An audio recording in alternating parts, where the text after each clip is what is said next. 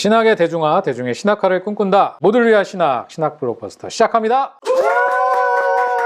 역사 비평의 도전과 복음주의 응답. 오늘 함께 다룰 챕터의 제목은 출애굽. 사실인가 허구인가 아니면 둘 다인가.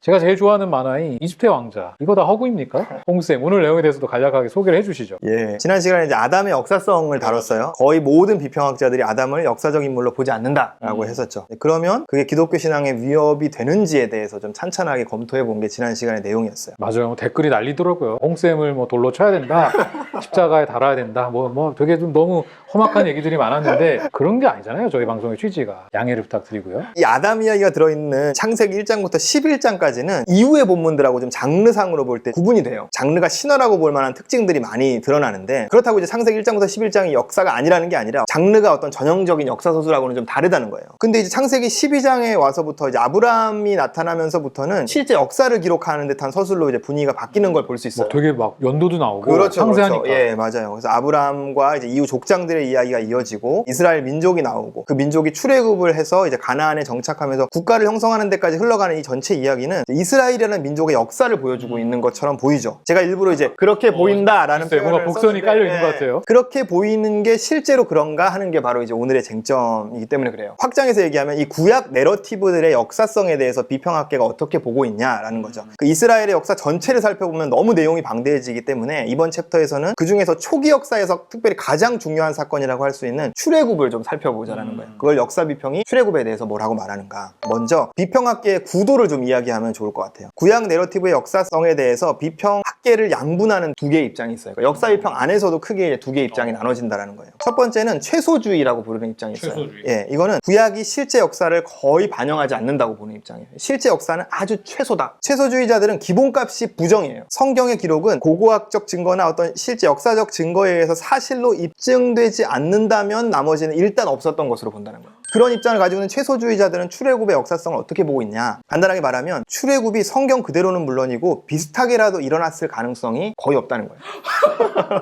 그렇게 보는 이유는 뭐냐면 아까 증거가 중요하다고 했는데 고대 이집트와 근동지방의 어떤 기록과 유적 등의 어떤 고고학적 자료상으로도 대규모 노예가 이집트를 탈출하고 이동했다는 증거가 전혀 남아있지 않다는 거예요. 단지 증거만의 문제라면 뭐 증거가 아직 발견되지 않았을 수도 있죠. 모든 과거에 대한 증거와 유물들이 발견된 건 아니니까요. 이게 실제로 또 보수주의자들이 주장하는 거예요. 증거가 아직 숨겨진 채로 우리를 기다리고 있다. 발견되지 못했을 뿐. 근데 이제 최소주의자들은 이제 증거만이 아니라 그냥 성경의 이야기를 논리적으로만 실제로 일어났을 거라고 재구성을 해보는 것만으로도 이게 역사가 되기 불가능한 여러 이유들이 있다는 거예요. 대표적인 게 이제 출애굽 인구에 대한 부분인데, 출애굽기에 따르면 출애굽 인구는 남자 장정만 60만이라고 해요. 근데 이게 사실이라면 뭐 여성도 있고 또 노인도 있고 아이들까지 있었을 것인데 합치면 최소 200만에서 많게는 3,400만까지 보는 학자들도 있어요. 그런데 이집트 사회 전체를 살펴보면 가장 이집트가 제국으로서 전성기일 때조차도 이집트 전체 인구가 100만 명을 넘지 못했다고 해요. 심지어는 4배까지도 되는 단일 민족 노예가 제국 안에 있었다는 거가 가능한가? 그만큼의 노예가 한 자리에 모여서 탈출할 수 있었을까? 정말 그랬다면 제국이 붕괴되는 수준의 어떤 사회적인 충격이 있었을 건데 그게 어떻게 고고학적인 증거를 전혀 남기지 않을 수 있었을까라는 거죠. 그리고 이제 또 유명한 논쟁이 행렬의 길이에 관한 거예요. 출애굽 행렬이 뭐 200만에서 400만까지 되는 인구가 행진을 하면 길이가 얼마나 되냐는 거예요. 만약에 이제 인구가 6명씩 열을 지어서 행진을 한다고 가정을 해보면 대열의 선두가 가나안에 이미 도착했을 때도 대열의 끝부분이 아직 이집트를 떠나지도 못하는 정도의 길이가 된다는 거예요. 6열은 너무 작지 않아요? 그러니까 왜 꼭 6열이어야만 하냐 이런 반론을 제기할 수 있는데, 그러니까 좀 반론 그럼 이게 제기하고 몇 열이면 이 문제가 해결되느냐. 172열. 출애굽 인구를 문자 그대로 받아들이면 생기는 문제가 그렇게 어떤 쉽게 해결할 수 있는 수준이 아니라는 건 이제 그럼에도 보여주는 불구하고 거죠. 어쨌든 간에 인구가 굉장히 많았다. 그 밖에도 여러 이유들로 최소주의자들은 출애굽에 관련된 내용들의 역사성을 거의 전부 부정하고 전혀 다른 틀에서 좀 역사를 구성하죠. 이해를 돕기 위해서 이제 최소주의의 주장 하나를 예로 들어보면, 이스라엘 민족의 대다수는 이집트에 가본 적도 없는 어떤 가나안 땅에 계속 살던 정착민들이었다는 거예요. 그런데 초기 역사에서 아주 소수의 이집트 노예들이 이집트를 탈출해서 이제 가나안 땅으로 흘러들었다는 거예요. 자기들이 직접 겪었던 이집트 탈출에 대한 기억을 가진 채로 가나안 땅에 들어와서 거주하던 다수들 속에 이제 흡수되었죠. 이후에 이제 이들이 하나의 민족으로 이제 자기들을 정체화하는 과정에서 이 소수의 탈출 노예들의 이야기가 이제 영향력을 가지게 되면서 민족 전체의 대규모 탈출 이야기로 부풀려져서 이제 각색되면서 어떤 이스라엘의 초기 역사 설화로 자리 잡았다는 거죠. 그게 이제 최소주의자들의 출애굽에 대한 주장이에요. 근데 최소주의 안에서는 그래도 이 정도가 그나마 이제 성경의 역사성을 많이 인정하는 편에 속하고요. 이 정도의 어떤 작은 역사적인 씨앗도 없었을 있으리라는 주장도 굉장히 많이 있어요. 이게 최소주의. 최소주의다. 예. 두 번째 입장은 최대주의입니다. 최대주의는 성경 이야기의 역사성을 최대한 받아들이려는 입장이에요. 최대주의자들은 반대로 분명한 반대 증거가 없으면 그 일이 성경에 기록된 대로 일어났다고 받아들이는 거예요. 기본값 자체가 이제 반대인 거죠. 최대주의자들은 출애굽의 경우에 많은 사건들이 대체로 성경대로 일어났을 거라고 봐요. 하지만 출애굽 숫자는 다소 과장됐을 거라고 보는 거죠. 그리고 기록되었던 그 수많은 이야기 중에서 어떤 것은 실제로 일어나지 않았을 수도 있다고 봐요. 하지만 큰 틀에서 전반적인 사건의 진행과 결과들은 역사적으로 신뢰할 만하다라고 보는 거죠. 완전히 다른 틀로 역사를 재구성했던 최소주의와는 굉장히 그러네. 확실히 온도차가 차이가 있네요. 느껴지죠. 네. 예. 학문적으로 최대주의자들이 직면하는 가장 큰 어려움은 아까 봤듯이 고고학적 증거들이 최대주의자들한테 더 불리하다는 거예요. 그럼에도 불구하고 그런 불리한 상황에서도 최대주의자들은 성경의 기록과 역사적 증거들을 어떤 최대한의 수준으로 조화시키려고 이제 최선을 다하는 거죠. 그 최대한의 수준이 어느 정도인지는 이제 최대주의자들 안에서도 학자들마다 다르지만 그 어떤 최대주의자도 출애굽이 전부 다 성경에 기록된 그대로 일어났다고 보진 않아요. 그러니까 반대 증거가 없다면 성경의 기록대로 받아들인다는 걸 바꿔 말하면 반대 증거가 있다면 성경 기록이 역사 그대로가 아니라는 점을 인정한다는 거죠. 이 최대주의와 최소주의가 구체적으로 들어가 보면 출애굽의 역사성을 인정하는 정도 차가 아주 크지만 그래도 출애굽 기사 전부를 문자 그대로 역사적 사실로 보지 않는다는 것에서는 이제 공통점이 있는 거죠.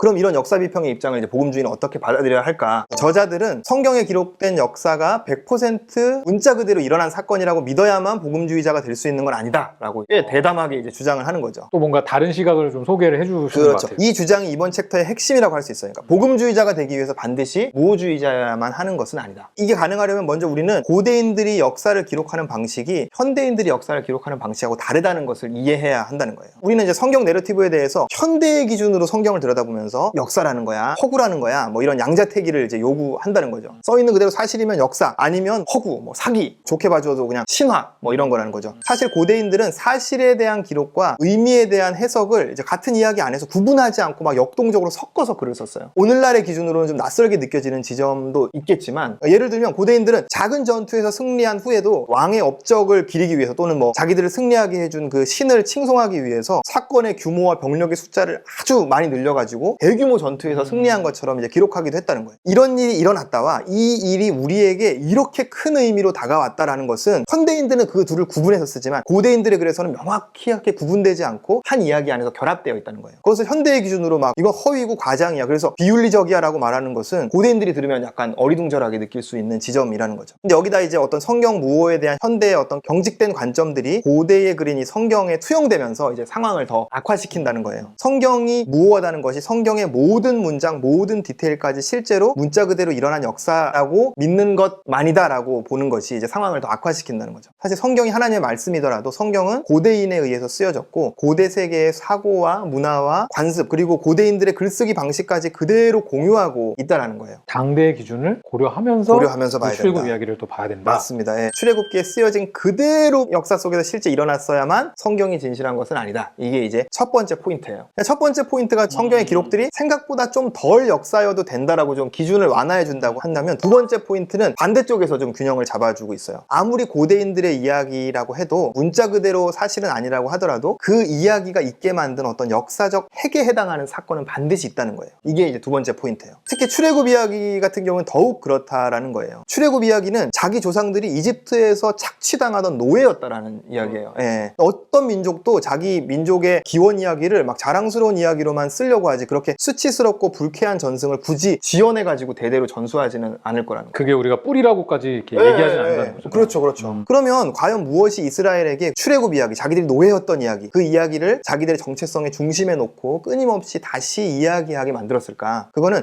출애굽기에 쓰여져 있는 그대로는 아닐지 몰라도 뿌리가 되는 어떤 역사적인 경험이 반드시 있었기 때문이다라는 게 이제 이 책의 주장인 거죠. 그러면 이제 이 두 가지 사실이 합쳐지면 우리는 뭘 알 수 있냐? 구약 내러티브는 고대인의 기록이기 때문에 현대의 기준으로 한치의 오차도 없이 그대로 역사적 사실이기를 기대해서는 안 된다. 하지만 거기에는 그러한 기록이 출현하게 만들었던 실제 역사적인 경험이 반드시 존재한다라는 사실인 거죠. 근데 이 출애굽에 대한 최초의 경험과 기억이 대를 이어가면서 이제 각자의 시대에 새롭게 의미 있는 방식으로 좀 각색되고 재진술되어서 오늘날 우리에게 전달된 것이 아닌가라는 거죠. 결론적으로 말하면 저자들은 모든 기록이 100% 문자 그대로 역사적 사실이어야 한다라고 주장하는 무호주의와는 선을 그으면서 반대쪽에 있는 최소주의, 역사적 실제가 거의 거의 없다, 너무 적다고 보는 최소주의에도 동의하지 않는 거예요. 아마 최대주의 정도의 입장은 복음주의와 적절히 조화되고 함께 양립할 수 있지 않을까라고 이제 제안을 하는 거죠. 그런데 제가 아까 이제 비평학계 입장을 최대주의와 최소주의가 양분한다고 했지만 사실 비율로 따지면 최소주의자가 훨씬 더 많아요. 그래서 이제 저자들이 복음주의 학자들이 역사비평에 뛰어들어야 한다고 주장하는 이유이기도 하거든요. 근본주의나 무호주의의 입장만으로는 미래가 없고, 그렇다고 최소주의에도 동의하기 어렵다면 복음주의자들이 비평학계에서 최대주의의 입지를 넓히려는 노력을 더 열심히 해나가야 되는 게 아니냐라는 거죠.